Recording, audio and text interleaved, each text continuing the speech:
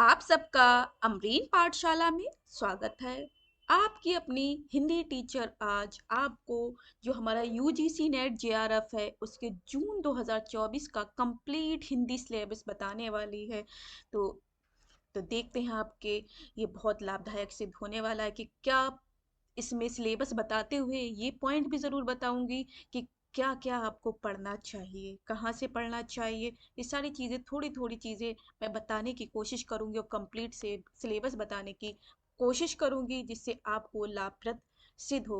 तो चलिए ज़्यादा समय बर्बाद ना करते हुए मैं सिलेबस की तरफ बढ़ रही हूँ, पीडीएफ की तरफ, जिस तरह से आपको बता दूं।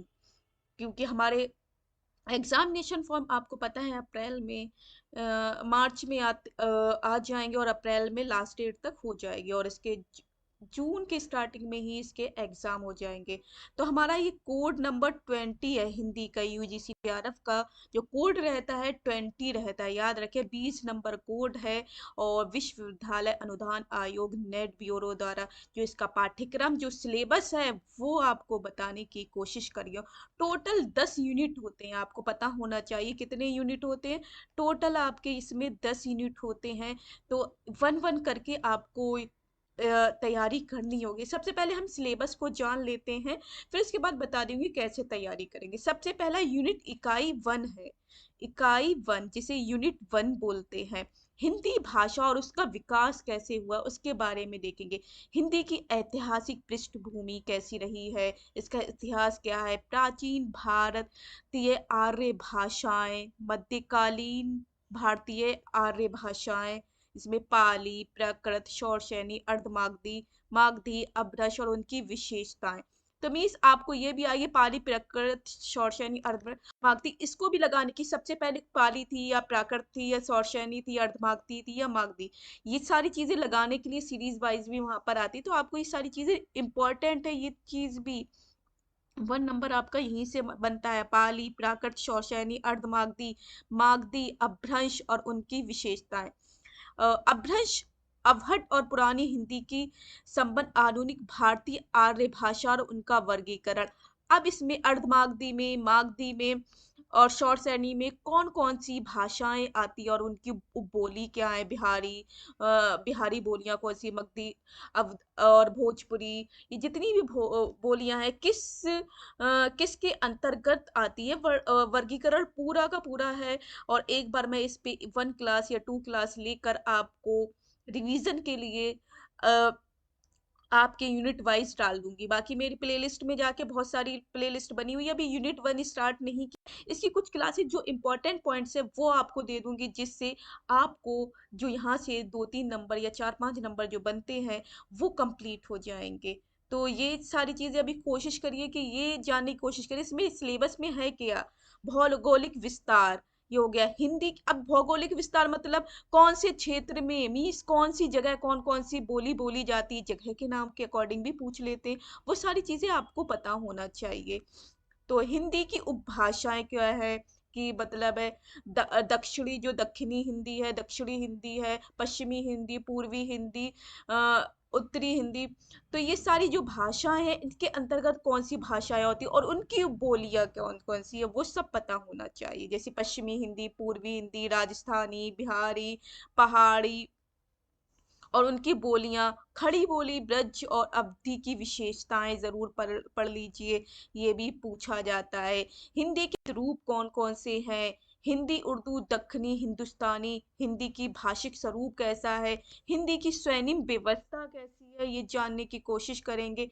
खड्डे और खड़ेतर स्वर्णी कौन कौन से होते हैं ये पता होना चाहिए। हिंदी ध्वनियों के वर्गीकरण का आधार, जो वर्ग, तालव्य, कंठे, मूर्धन्य, ये जितने भी आधार है, यहाँ से भी एक क्वेश्चन जरूर आता है। हिंदी ध्वनियों के वर्गीकरण का आधार ये आपको पता होना चाहिए। हिंदी शब्द रचना जैसे उपसर्ग, प्रत्यय, समास, हिंदी की रूप रचना, लिंग, वचन और कारक व्यवस्था के संदर्भ में संज्ञा, सर्वनाम, विशेषण और क्रिया रूप भी पूछे जाते हैं। मीन्स ये बहुत सारे जो मैंने और इम्पोर्टेंट चीजें बताई हैं, और एक वीडियो ऐसे बनाऊंगी क्या कब कहाँ कैसे क्या पढ़ना है वो उसकी अलग बता दूंगी। अभी जो सिलेबस है वो जानने की कोशिश करिए।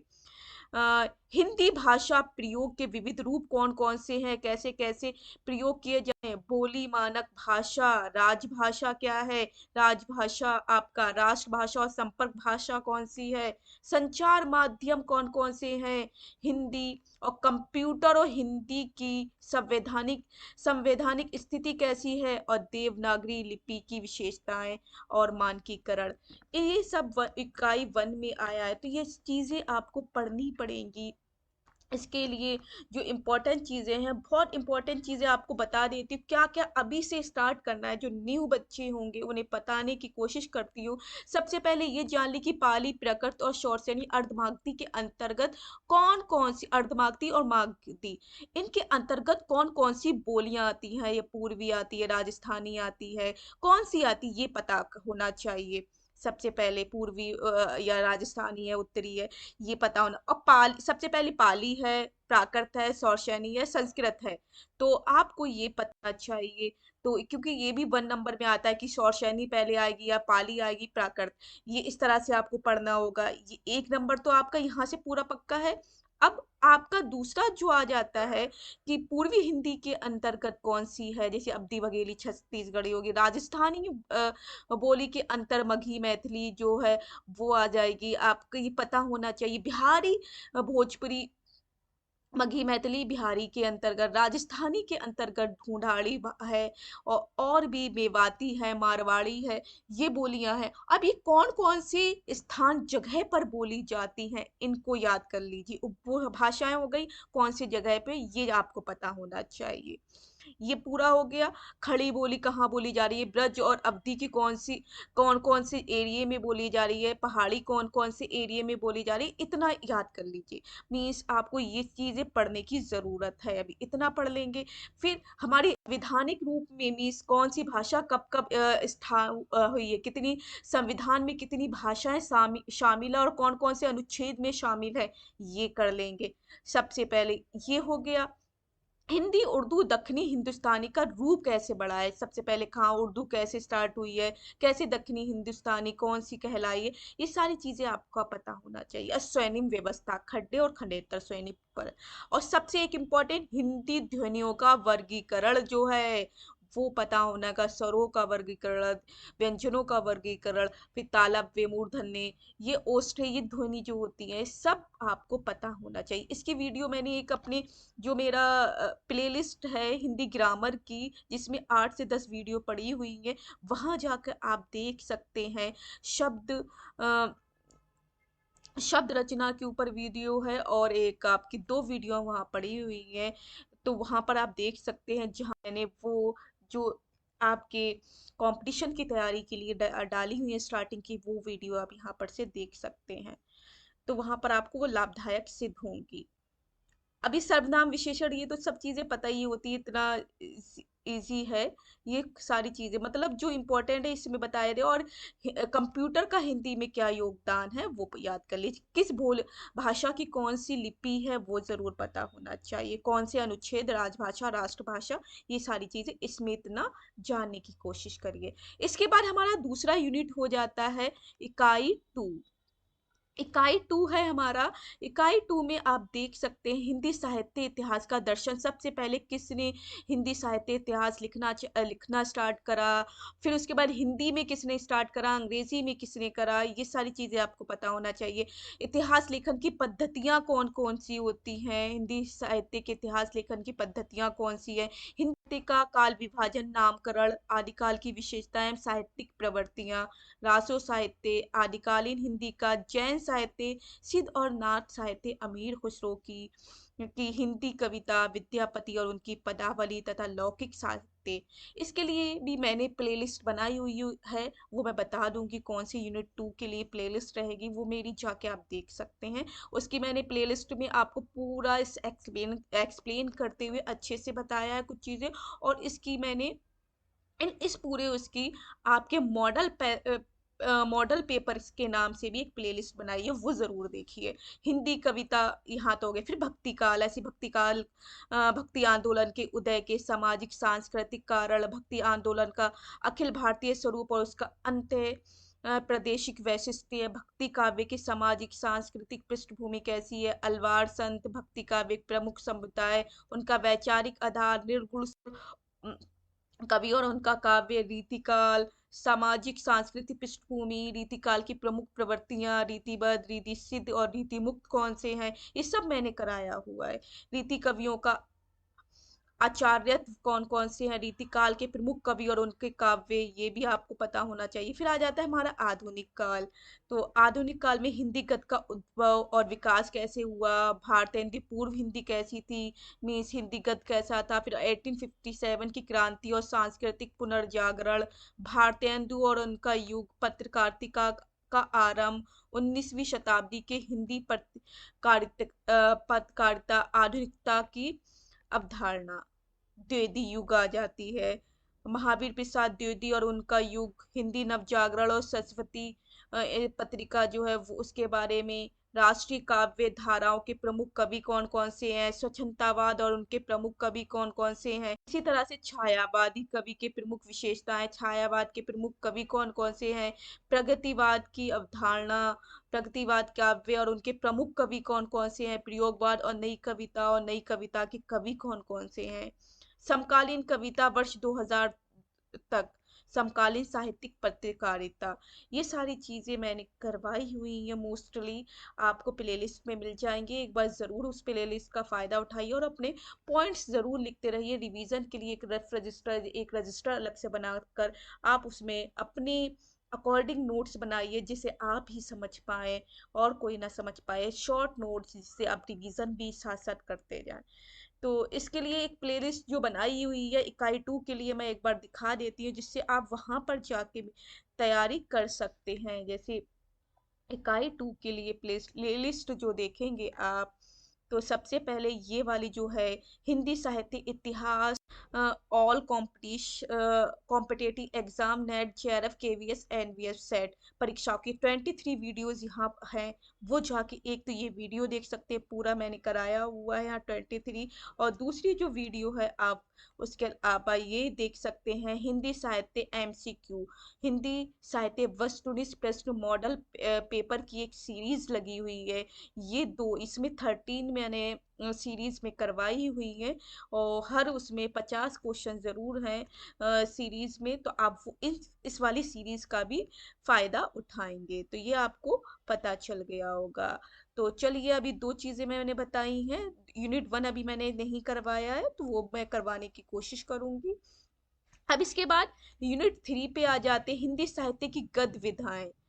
तो अब इसमें इम्पोर्टेंट क्या देखना है, हिंदी उपन्यास, उसका प्रेमचंद पूर्व उपन्यास और प्रेमचंद और उनका युग के, और प्रेम परवर्ती उपन्यास, ये सारे इम्पोर्टेंट है कि इनमें उपन्यास कौन कौन से प्रमुख उपन्यासकार हैं और उनके उपन्यास कौन कौन से हैं सनवाइज, ये आपको लिखना पड़ेंगे। ऐसी हिंदी कहानी का उद्भव और विकास कैसे हुआ, 20वीं सदी की हिंदी कहानी और प्रमुख कहानी आंदोलन, प्रमुख कहानीकार कौन कौन से हैं और उनकी कहानियां कौन कौन सी हैं, वो जरूर याद करिए। ये जरूर इंपॉर्टेंट यहाँ से क्वेश्चन बनते हैं, इसलिए मैं बोल रही हूँ ये चीजें आपको याद होना चाहिए। सनवाइज याद करिए, उनकी प्रमुख कहानियां याद करिए, उनके प्रमुख उपन्यास, नाटक, निबंध, आलोचना, ये सारी चीजें आपको पता होनी चाहिए।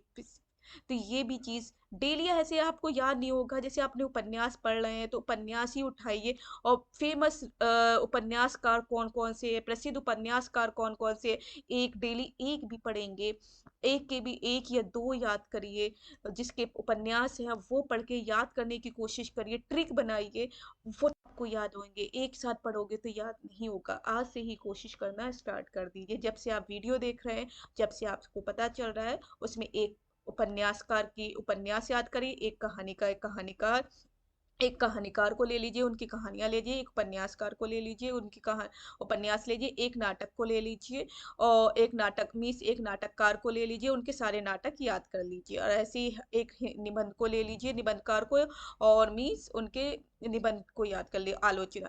ये 4-5 टॉपिक है, 1 2 3 4, 1 2 3 4 और 5, ये 5 राइटर डेली आप पढ़िए, और उनके जितने भी उपन्यास, नाटक, कहानी लगे हुए हैं, वो सब याद करने की कोशिश करिए, जिससे आपको सारी चीजें पता हो जाइए। या एक ही जैसे राइटर आपने प्रेमचंद पढ़ा, उन्होंने उपन्यास कौन कौन से लिखे, उन्होंने नाटक कौन कौन से लिखे, उन्होंने कहानी कौन कौन सी लिखी, वो ऐसे याद कर लीजिए। मीन्स एक चीज आपकी फेमस ऐसे ही याद हो। इस तरह से आप याद करने की कोशिश करिए और इसे एक रजिस्टर पे जरूर लिखिए, जिससे आप याद कर रहे हैं और लिखेंगे उसे सोने से पहले एक बार याद कर लीजिए, सुबह उठ रहे हैं उसे एक बार रिवीजन कर लीजिए, ऐसे आपके माइंड में सारी चीजें बैठ जाएंगी। ऐसे ही नाटककार हो गए, निबंध हो गए, हिंदी निबंध, निबंध का उद्भव विकास, हिंदी निबंध के प्रमुख निबंधकार कौन कौन से, फेमस निबंधकार कौन कौन से, उनके निबंध कौन कौन से, ऐसे हिंदी नाटककार कौन कौन से हैं, उनके नाटक कौन कौन से, ऐसी कहानीकार कौन कौन से हैं और कहानी कौन कौन सी, इतना भी याद कर लेंगे और समय उनका याद रखिए, तो आप को बहुत लाभदायक सिद्ध होगा और यहीं से नंबर आपके कम से कम 8 से 10 नंबर इन्हीं में से ले जाओगे, अगर आपने इन चीजों को अच्छे से कर लिया। क्योंकि 8 से 10 नंबर, ये 8 से 10 कम से कम 20 नंबर का यही पोर्शन ही नंबर दिला देता है पूरे हिंदी साहित्य के इतिहास में। और यही यही सारी चीजें याद होंगी तो आपको जितने आगे लगे हुए हैं यहीं से नंबर बनते हैं। हिंदी आलोचना का उद्भव और विकास, समकालीन हिंदी आलोचना एवं उसके विविध प्रकार, प्रमुख आलोचक कौन कौन से हैं वो हो गया। हिंदी की अन्य गद्य विधाएं जैसे रेखा चित्र, संस्मरण, यात्रा साहित्य, आत्मकथा, जीवनी और रिपोर्टाज, डायरी, ये सारी चीजें आपको पता होना चाहिए। इसकी फेमस फेमस कौन कौन सी हैं वो याद करके रखिए। अवधारणाएं, प्रमुख साहित्य, हिंदी के प्रवासी साहित्य कौन कौन से, वो चीजें। अब आ जाते हैं साहित्य शास्त्र, ये तीसरा यूनिट आ जाता है आपका साहित्य शास्त्र। काव्य के लक्षण, काव्य हेतु, काव्य प्रयोजन, काव्य के लक्षण, काव्य हेतु, काव्य प्रयोजन, प्रमुख संप्रदाय और सिद्धांत, रस, अलंकार, रीति, ध्वनि, वक्रोक्ति और चित्ते, रस निष्पत्ति, साधारणीकरण, शब्द शक्ति, काव्य गुण, काव्य दोष, प्लेटो का काव्य सिद्धांत, अरस्तु का अनुकरण सिद्धांत, त्रासदी विवेचन, त्रासदी विवेचन और विवेचन अरस्तु का है, वुड्स काव्य भाषा सिद्धांत, कॉलरिज का कल्पना और फैंटेसी है, टीएस इलियट का निर्वैयक्तिकता का सिद्धांत है, परंपरा का की अवधारणा है, आइए रिचर्ड्स मूल सिद्धांत है, संप्रेषण सिद्धांत है, काव्य भाषा सिद्धांत है, रूसी रूपवाद है, नई समीक्षा, मिथक, फंतासी, कल्पना, प्रतीक, बिंब, ये सारी चीजें पता होना चाहिए। सबसे इंपॉर्टेंट चीजें, काव्य लक्षण, काव्य हेतु, काव्य प्रयोजन जरूर पूछे जाते हैं यहाँ से भी आपको। और प्रमुख संप्रदाय जैसी रस सिद्धांत, रस से क्वेश्चन जरूर आएगा, अलंकार, रीति, ध्वनि, वक्रोक्ति और चित्ते, रस निष्पत्ति से भी आपके क्वेश्चन बनते हैं, साधारणीकरण से जरूर बनते हैं क्वेश्चन, शब्द शक्ति आपकी आ जाती, काव्य गुण, काव्य दोष होगा, प्लेटो के काव्य सिद्धांत, अरस्तु, ये सब इंपॉर्टेंट है। इसके एक बार पढ़िए और इसके बाद इसके PYQ लगा लेंगे सारे। तो PYQ लगाने के बाद, इसके सिर्फ PYQ पढ़ने के बाद PYQ जितने भी वो लगाने की कोशिश करिए, तो आपके उससे ही काफी नंबर बैठ जाएंगे। सिर्फ PYQ, इनकी जितनी भी फेमस राइटर हैं, काव्य शास्त्र जो हैं, पाश्चात्य पाश्चात्य और मतलब भारतीय और पाश्चात्य दोनों की जितने भी हैं उनके क्या याद कर ले, उन्हें सीरीज वाइज याद कर लीजिए। जैसे पाश्चात्य विद्वान है, आचार्य हैं, तो उनको सीरीज वाइज उनके जन के अनुसार, और ऐसी भारतीय की याद कर लीजिए, एक नंबर आपका यहाँ से बन जाएगा। इन्होंने कौन कौन सी बुक्स लिखी हैं, कौन कौन से सिद्धांत दिए हैं वो याद कर लेंगे, तो मीन्स 2-3 नंबर यहाँ से आपके बनने की कोशिश हो जाती है। ये सारी चीजें मैं थोड़ा बताने की कोशिश करिए, इन्हें पढ़िए, क्योंकि बहुत ही ज़्यादा नेट पेपर 6% नेट में निकालना बहुत बड़ी बात होती है। 6% लोग, और JRF सिर्फ 1% भी लोग पास नहीं कर पाते हैं, 1% ही मानिए। वैचारिक पृष्ठभूमि जो ऊपर पढ़ा, भारतीय नवजागरण आपने ऊपर यूनिट 1 में पढ़ेंगे तो वही सारी चीजें यहाँ आ जाएंगी। स्वाधीनता आंदोलन की वैचारिक पृष्ठभूमि, हिंदी नवजागरण, खड़ी बोली आंदोलन, फोर्ट विलियम कॉलेज, भारतीय हिंदू और हिंदी नवजागरण कैसा है, महावीर प्रसाद द्विवेदी और हिंदी नवजागरण, ये आपकी यूनिट 1 से ही कवर हो जाएगा। आप ये सारे पढ़ लेंगे तो आपका ये यूनिट 1 से ही कंप्लीट हो जाएगा। तो यूनिट 1 में ये वाले पॉइंट और ये दोनों मिल जाएंगे, महावीर प्रसाद द्विवेदी तक।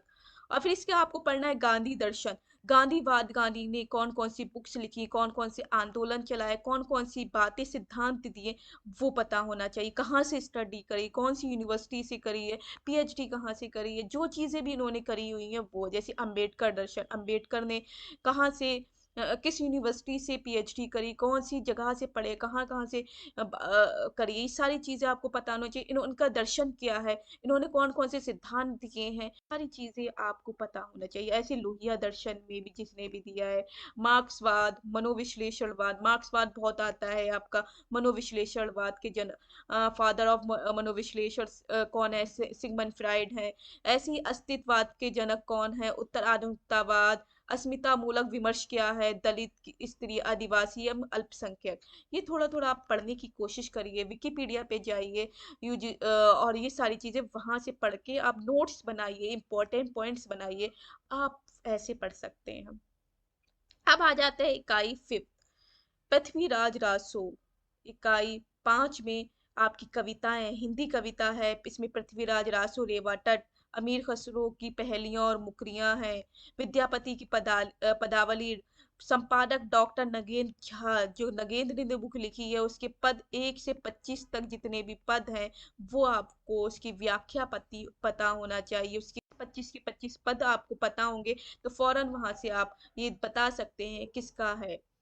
कवि हजारी प्रसाद द्विवेदी का 160 से 209 तक पद हैं, उसकी व्याख्या और पद की लाइनें कौन कौन सी हैं अपने माइंड में थोड़ा सा रखना है, ये पता होना चाहिए। जैसी ग्रंथावली रामचंद्र शुक्ल ने जो लिखी हुई है, नागवती वियोग खंड, नागवती का जो वियोग खंड है जैसी ग्रंथावली का, वो पता होना चाहिए। सूरदास भ्रमक गीत रामचंद्र शुक्ल द्वारा लिखी गई है, पद संख्या 21 से 70 तक जो है वो आपको करना है। तुलसीदास रामचरितमानस और उत्तरकांड, ये पता होना चाहिए। बिहारी सतसई में जगन्नाथ दास रत्नाकर का दोहा संख्या 1 से 50 तक, घनानंद कवित का विश्वनाथ मिश्र द्वारा कवित संख्या 1 से 30 तक पता होना चाहिए इसके सारे। मीरा का विश्वनाथ त्रिपाठी के प्रारंभ 20 पद जो हैं वो आपको पता होना चाहिए, 20 पद। अयोध्या सिंह पद्याय हरिओद का प्रिय प्रवास क्या है, मैथिली शरण गुप्त की भारत भारती साकेत नवम सर्ग, साकेत का जो नौवा सर्ग है वो पढ़ना है। और जयशंकर प्रसाद का आंसू, कामायनी, श्रद्धा, लज्जा और इड़ा सर्ग पढ़ना है। कामायनी का श्रद्धा, लज्जा, इड़ा 3 सर्ग के बारे में पता होना चाहिए, और किस किस के प्रतीक हैं ये सारे पता होना है, राइटर कौन कौन से हैं, ये सारी चीजें आपको पता होनी चाहिए। निराला की जूही की कली, जागो फिर एक बार, सरोज स्मृति, राम की शक्ति पूजा, कुरकुरमता, बांधो न ठाव इस बांधो ना नाव इस ठाव बंधु, ये कविताएं हैं। मैंने भी कविता की लिस्ट बनाई हुई है, इसमें आपको जूही की कली पढ़ा दिया, जागो फिर एक बार पढ़ाया, सरोज स्मृति पढ़ाया है, कुकुरमुत्ता पढ़ा दिया, बांधो ना ठाव इस ठाव बंधु। इसकी मैंने सरल व्याख्या थोड़ी सी करके दी है जिससे आपको पता चल जाए इस कविता में है क्या, तो आप जाके प्लेलिस्ट में जरूर देखिए। सुमित्रा नंदन पंत का परिवर्तन और प्रथम रश्मि, और इसी तरह से महादेवी वर्मा का बीन बिहू मैं तुम्हारी रागनी, मैं नीर भरी दुख की बदली, फिर विकल है प्राण मेरे, यह मंदिर का दीप, इस नीरव जलने दो, द्रुत झरो जगत के जीर्ण पत्र। रामधारी दिनकर का उर्वशी का तृतीय अंक और रश्मि रथी बताना है। नागार्जुन का, नागार्जुन को मैंने निराला को पढ़ा दिया है, इसकी सिर्फ मैंने राम की शक्ति पूजा नहीं पढ़ाई है, बाकी सारी पढ़ा दिया, वहां जाके देख सकते हैं।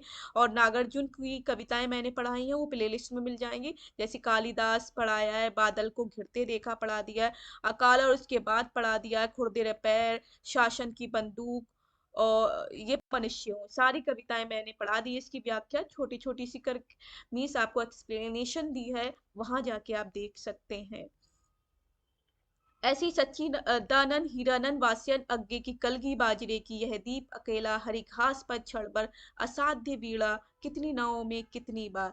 इसमें मैंने अभी कलगी बाजरे की यह दीप अकेला हरी घास पर छड़बर ये पढ़ाई है, असाध्य वीणा पढ़ाऊंगी मैं, और आपकी प्लेलिस्ट में मिल जाएगी, कितनी नावों में कितनी बार भी एक बार। ये सारी जितनी भी हो सके पढ़ाने की कोशिश करूंगी। अभी फिलहाल में आपके असाध्य वीणा आपको वहाँ पर देखने को मिल जाएगी। जितने भी जो बच्चे देखना चाहें वो देख सकते हैं। सादे वीड़ा मैं पढ़ाने वाली हूँ, जल्द ही आपको वो वीडियो देखने को मिलेगी। इसके बाद भवानी प्रसाद मिश्र का गीत फरोश सतपुड़ा के जंगल, भी गीत फरोश भी मैंने पढ़ा दिया है, आप जाके देख सकते हैं। सतपुड़ा के जंगल इंपॉर्टेंट कविता है, यहाँ से भी क्वेश्चन बनते हैं। मुक्ति बोल का भूल गति, ब्रह्मा राक्षस इंपॉर्टेंट है, अंधेरे में बहुत इंपॉर्टेंट है, यहीं से आजकल क्वेश्चन पूछ भी रहे। आपके मुक्ति बोध से भी क्वेश्चन, हीरानंद वास्यन अज्ञे से, नागार्जुन से, सबसे क्वेश्चन बनते ही है। धूमिल का नक्सलबाड़ी, मोची राम, अकाल दर्शन, रोटी और सांसद, ये सब मैं जल्द ही पढ़ाने की कोशिश करूंगी। आपको जल्द ही वीडियो मेरे चैनल पर मिलेगी। इसके लिए आपको चैनल को सब्सक्राइब करेंगे, वीडियो को ऑल पे जाके बेल को दबा देंगे, घंटी दबा देंगे, जिससे जितने भी नोटिफिकेशन है आपको मिलते रहे। अब जल्दी से जल्दी जल्दी जिन्होंने अभी तक सब्सक्राइब नहीं करा चैनल को सब्सक्राइब कर देंगे। इसके बाद है हिंदी उपन्यास। तो देवरानी जेठानी की कहानी, परीक्षा गुरु, गोदान, शेखर एक जीवनी, भाड़भट्ट की आठकथा, मैला आंचल, झूठा सच, मानस के तमस, राग दरबारी, जिंदगी नामा, आपका बंटी, धरती धन्ना अपना, ये सारे उपन्यास हैं बच्चों। और इसकी सारी ये पूरी प्लेलिस्ट मैंने पढ़ाई हुई है समीक्षा के रूप में। क्या क्या इंपॉर्टेंट चीजें हैं वो थोड़ी मैंने एक्सप्लेनेशन के साथ समराइज करते हुए बता दिया है, पात्र वगैरह हर एक चीज। तो आप वहां जाके जरूर देखिए, आपको लाभप्रद सिद्ध होगी। उस वाली प्लेलिस्ट को जरूर देखिए, जिससे आपको पता चल जाएगा इन उपन्यास में क्या है। अगर जिसके पास टाइम हो तो पूरे के पूरे उपन्यास जाके फिर वो पढ़ सकते हैं। बहुत टाइम लगने की जरूरत होती, लेकिन आपको शॉर्ट में चीजें मिल रही हैं, उन चीजों को भी एक बार रिकॉल करें, पढ़ने की कोशिश करें। इस प्लेलिस्ट को, ये प्लेलिस्ट भी आपको मैं एक बार दिखा देती हूँ कहाँ मिलेगी।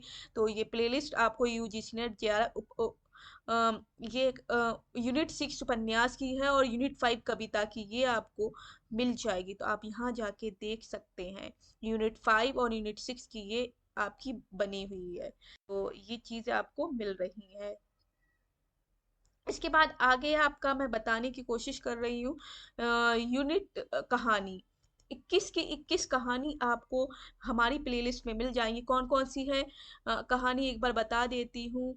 राजेंद्र बाला घोष भंग महिला की, चंद्रदेव से बातें, दुलाई वाली कहानी, माधवराव सप्रे की एक टोकरी भर मिट्टी कहानी, राही कहानी सुभद्रा कुमारी चौहान की, प्रेमचंद की ईदगाह, दुनिया का अनमोल रतन, राजा राधिका रमण प्रसाद सिंह की कानों में कंगना, चंद्र शर्मा गुलेरी का उसने कहा था, जयशंकर प्रसाद की आकाशदीप, अपना अपना भाग्य जैनैन की, फणीश्वर नाथ रेणु की तीसरी कसम, लालपान की बेगम, अग्गे की गैंग्रीन, शेखर जोशी की कोसी का घटवार, भीष्म साहनी का अमृतसर आ गया है, चीफ की दावत, कृष्णा सोपती का सिक्का बदल गया है, हरिशंकर परसाई, इंस्पेक्टर माता दीन चांद पर एक व्यंग्य कथा है, ज्ञान रंजन की पिता, कमलेश्वर का राजा निर्बंसिया और निर्मल वर्मा की परिंदे कहानी। इसे तो मैंने पूरी, जो बच्चे नई हैं तो यूनिट 7 से ही स्टार्ट करें।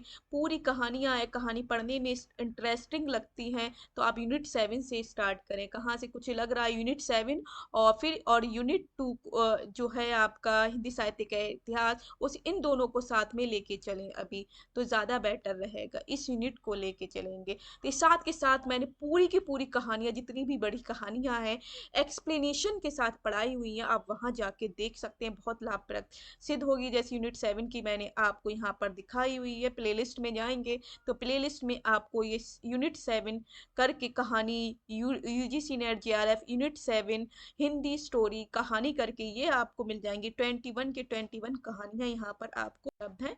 आप यहाँ से जाके अपनी तैयारी मुकम्मल कर सकते हैं, देख सकते हैं। इसके बाद आ जाती है इकाई 8। 8 में नाटक लगे हुए हैं, अभी तक मैंने नाटक स्टार्ट नहीं कराए, कुछ नाटक मैं स्टार्ट करवाने वाली हूँ, तो वो आप जरूर देखेंगे। जब तक जितने भी मुझसे हो पाएंगे मैं आपको नाटक यहाँ पर करवाने की कोशिश करूंगी, उनकी समीक्षा करवाने की कोशिश करूंगी। भारतेंदु हरिश्चंद्र का अंधेर नगरी, भारत दूरदर्शा, जयशंकर प्रसाद का चंद्रगुप्त, स्कंदगुप्त, ध्रुव सामनी, धर्मवीर भारती का अंतायुग, लक्ष्मी नारायण लाल का सिंदूर की होली, मोहन राकेश का आधे अधूरे, आषाढ़ का एक दिन, हबीब तनवीर का आगरा बाजार, सर्वेश्वर दयाल सक्सेना का बकरी, शंकर शेष का एक और द्रोणाचार्य, उपेंद्र नाथ अश का अंजो दीदी और मन्नू भंडारी का महाभोज। ये आपके क्या लगे हुए हैं? नाटक लगे हुए हैं। तो ये जरूर याद करिए। और इनके भारतेंदु के जितने भी राइटर लगे हुए और कौन कौन से नाटक हैं वो जरूर याद करिए। ऐसे ही कहानी के भी, कहानीकारों के भी जो आपके इसमें लगे हुए हैं, कहानी उपन्यास नाटक जितने भी लगे हुए, उन सब के जितने भी कहानीकार नाटककार लेखक हैं, मीन्स उन सब के नाटक कहानी उपन्यास जरूर याद करिए, क्योंकि इंपॉर्टेंट है, यहाँ से क्वेश्चन बनते हैं। निबंध मैं पढ़ा रही हूँ आपको, कम से कम 6 से 7 निबंध मैं पढ़ा चुकी हूँ, वो जाके आप मेरी प्लेलिस्ट में जाके देख सकते हैं। तो वो भी यूनिट 9 करके आपको प्लेलिस्ट मिल जाएगी। जैसे दिल्ली दरबार दर्पण, भारतवर्ष उन्नति कैसे हो सकती है पढ़ा दिया है मैंने, प्रताप नारायण मिश्र का शिव मूर्ति है, बालकृष्ण भट्ट का शिव शंभू के चिट्ठे है, रामचंद्र शुक्ल का कविता क्या है, बहुत इंपॉर्टेंट है। यहाँ से असर्शन वाले जो तर्क वाले क्वेश्चन होते हैं वहाँ वो बहुत बनते हैं, इंपॉर्टेंट है आपके लिए, ये जरूर देखिए। और मैंने इंपॉर्टेंट चीजें इसमें करवाई हुई है, आप जाके कविता क्या है जरूर देखिए। वर्ष उन्नति कैसे हो सकती है ये भी मैंने करवाया हुआ है, आप देखिए। नाखून क्यों बढ़ते हैं इंपॉर्टेंट है, तो ये भी मैंने आपको करवाया हुआ है। इंपॉर्टेंट पॉइंट जरूर आप वो भी इतना भी कर लेंगे जो मैंने करवाया है, आपके वहीं से नंबर बन जाएंगे। मेरे राम का मुकुट भीग रहा है, इंपॉर्टेंट है, ये भी मैंने करवा दिया है, आप जाके देखिए। मजदूरी और प्रेम से क्वेश्चन जरूर बनते हैं, इंपॉर्टेंट है, ये भी मैंने इंपॉर्टेंट पॉइंट्स के साथ आपको करवाया हुआ है, आप देखिए। उत्तर फाल्गुनी के आसपास, ये भी इंपॉर्टेंट है, ये आगे मैं कराने की कोशिश करूंगी, आपको प्ले लिस्ट में मिलेगा। उठ जाग मुसाफिर मैंने करा दिया है, इंपॉर्टेंट है, ये भी विवेक की राय का, यहाँ से भी क्वेश्चन बनते हैं, ये भी करा दिया है। और संस्कृति और सौंदर्य निबंध, ये भी करवा दिया है मैंने, ये सब मिल जाएंगे यहाँ पर। सिर्फ मैंने कितने नहीं करवाए, दिल्ली दरबार दरबार दर्पण एक ये निबंध नहीं करवाया, शिव मूर्ति और शिव शंभू के चिट्ठे, ये 3 निबंध अभी मैंने नहीं करवाए हैं। और उत्तर फाल्गुनी के आसपास, ये 4 निबंध बाकी मैंने करवा दिए, आगे आपको प्लेलिस्ट में जरूर मिलेंगे, आप देखने की कोशिश करेंगे उसे, मैं उसे भी करवाने की आगे कोशिश करूंगी। बट जितने करवाए अभी वो जरूर देखिए, सारे इंपॉर्टेंट पॉइंट्स है। अब इसमें मैंने इकाई 10 आ जाता है, लास्ट वाला, बहुत इंपॉर्टेंट है आजकल, यहाँ से यूनिट 9 यूनिट 10 से क्वेश्चन बहुत उठाए जा रहे हैं, तो ये जरूर करिए। माटी की मूर्ति मैंने करवाया हुआ है, जितने भी उसमें राम वृक्ष पे उसकी प्लेलिस्ट में बने हुए हैं, part 1 part 3 part 2 part 3 part 4 जितने भी हैं वो करने की कोशिश करिए। जितने भी करेक्टर हैं उनके बारे में जानने की कोशिश करिए, और अपने पास लिखने की कोशिश करिए कौन कौन से करेक्टर हैं, उनकी क्या क्या विशेषता है, क्या क्या काम करे हैं, और जगह के नाम, वो 1 बाय 1 शॉर्ट नोट्स में बनाते हुए चलेंगे। मेरी इस वाली प्लेलिस्ट को देख के, प्लेलिस्ट में ये वाली सीरीज को देख के, माटी की मूर्ति, अभी ठकुरी बाबा बहुत इंपॉर्टेंट है, ये भी मैं आगे चल के करवाऊंगी। बुढ़ैया मैंने पूरा करवाया हुआ है, बहुत इंपॉर्टेंट, यहाँ से भी क्वेश्चन पूछे जा रहे हैं, इसे भी आप मेरी प्ले जाके देखिए। प्रेमचंद घर में भी क्वेश्चन आ रहे हैं, अब यहाँ से भी। तो प्रेमचंद के बारे में है, उनकी पत्नी शिवरानी देवी ने लिखा है, जो दूसरी पत्नी है शिवरानी देवी, उन्होंने प्रेमचंद के घर में है पूरी लिख दी है जीवनी उनके बारे में, तो वो जरूर देखिए। यह कहानी है मन्नू भंडारी की, इंपॉर्टेंट है, ये आवारा मसीहा विष्णु प्रभाकर का है जो शरद चंद्र बारे में है, ये भी इंपॉर्टेंट है। ये सारी चीजें इंपॉर्टेंट है। अभी मैंने सिर्फ इसमें से मुर्धैया भी कराया, माटी की मूर्ति करा दी, मुर्धैया करा दिए, प्रेमचंद घर में, ये 3 आपको मिल जाए। प्रेमचंद घर में अभी मैंने पूरा नहीं करवाया, मगर वहां पर जब भी 5 से 6 पार्ट आपको मिल जाएंगे, बहुत बड़ी थी, मगर एक लास्ट में अगर लगेगा रिवीजन के टाइम पे तो मैं उसे थोड़ा रिकॉल करके बता दूंगी, पूरा तो अब नहीं पढ़ा सकती, पर मगर 4 से 5 पार्ट मैंने करवाए हुए, उतना भी करेंगे तो काफी चीजें आपको समझने की कोशिश मिलेगी वहां पर। क्या भूलू क्या याद करूं, हरिवंश राय बच्चन का बहुत इंपॉर्टेंट है ये। आप हुरदुरी भोला राम का जीव इजी है, सबसे पहले या इसी से स्टार्ट कर सकते हैं, ये छोटी सी कहानी है, जामुन का पेड़, और यहाँ से स्टार्ट करिए 2 कहानियों, सबसे पहले भोला राम का जीव करेंगे, फिर आप जामुन का पेड़ मेरी प्लेलिस्ट में जाके इसे देख सकते हो, शॉर्ट नोट बना दीजिए। फिर इसके बाद आप तीसरे पे जाके आप मुर्दैया को देखेंगे मेरी प्लेलिस्ट में से, फिर आप मोटी की मूर्ति को देख सकते हैं। इस तरह से देख सकते आगे मैं आपको और बताऊंगी। आप हुर्दरी भी रमणिका गुप्ता की कहाँ है, और यहाँ से भी क्वेश्चन बन रहे हैं। आज के संस्कृति के 4 अध्याय से बहुत क्वेश्चन आजकल पूछे जा रहे हैं। दिनकर का है, और एक लेखक की डायरी, मुक्तिबोध, मेरी तिब्बत यात्रा, यहाँ से भी क्वेश्चन आया है। राहुल सकृत्यायन का अरे यायावर याद रहेगा आगे का, ये भी इम्पोर्टेंट है। ये इसमें से मोस्टली सारे इम्पोर्टेंट हैं, मगर बहुत बड़े बड़े हैं, कम से कम 200 500 300 पेज की इस तरह से है, मगर इतना तो पढ़ने का किसी को टाइम नहीं होगा। इसलिए मैं कुछ चीज़ें आपको शॉर्ट में भी लाने की कोशिश करूंगी। जितना भी हो सकेगा मैं आपको अपनी प्लेलिस्ट में अवेलेबल करवाने की कोशिश करूंगी, जिससे आपको मेरे चैनल से तैयारी मिल जाए। इसके लिए मैंने 9 यूनिट तक करवाया है, और 10 यूनिट भी आपको यहाँ पर बना हुआ मिलेगा। जैसे 9 का मैंने अभी नहीं इसमें डाल पाई हूँ, यूनिट 10 है आपका। ऐसे ही आपको यूजीसी नेट जेआरएफ यूनिट 9 और निबंध करके भी मिल जाएगा। ये सारी आप प्लेलिस्ट में जाके देख सकते हैं।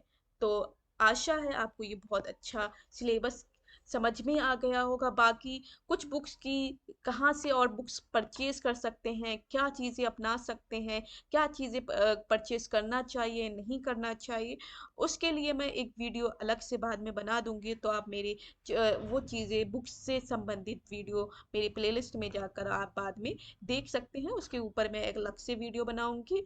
बाकी मेरे चैनल इस तरह से आप मुझसे जुड़कर तैयारी कर सकते हैं। तो चलिए, ऐसे ही मैं आपको दूसरी वीडियो में मिलूंगी। तब तक के लिए bye bye, take care, have a nice रहे, और अपनी तैयारी करते रहें, खुश रहें, आबाद रहें। जय हिंद, जय भारत।